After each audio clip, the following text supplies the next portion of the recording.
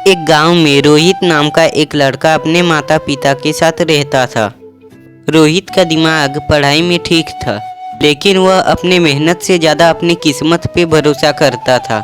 जब भी उसे कोई समझाने की कोशिश करता तो वो कहता था, अरे अगर मेरी किस्मत में पास होना लिखा होगा तो मैं ऐसे ही पास हो जाऊंगा, और अगर मेरी किस्मत में फेल होना होगा तो मैं कितनी भी मेहनत कर लूँ तब पर भी मुझे दुनिया की कोई भी ताकत पास नहीं करा सकती। रोहित के मम्मी पापा उसे बहुत ही समझाते थे, लेकिन रोहित एक कान से सुनता और दूसरी कान से निकाल देता। रोहित का एक दोस्त था, उसका नाम सोनू था। सोनू हमेशा अपनी क्लास में टॉप करता था और इसी के कारण उसे अवार्ड भी मिलते थे। और वहीं रोहित, वह तो 2-3 बार फेल हो गया था क्योंकि वह अपने मेहनत से ज़्यादा अपने किस्मत पे भरोसा करता था। इसलिए सोनू भी रोहित को बहुत बार समझाता था, लेकिन हमेशा रोहित उसे अपनी किस्मत की बात बताने लग जाता था।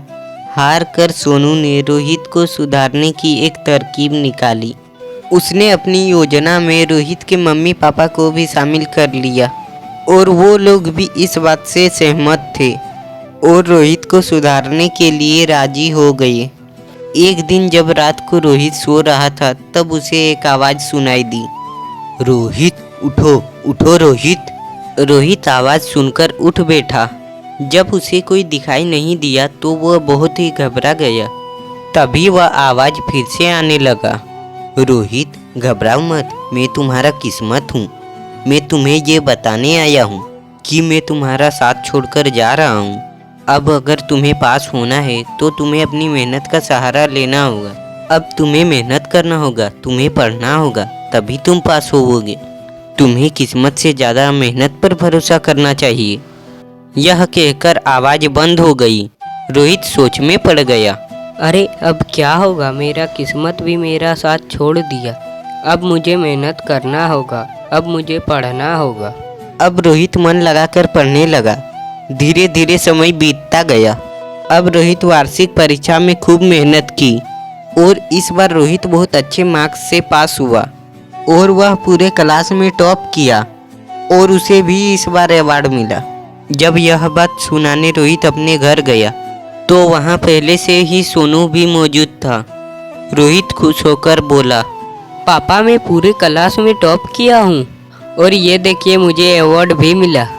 मैं अपने मेहनत के दम पे पास हुआ हूँ।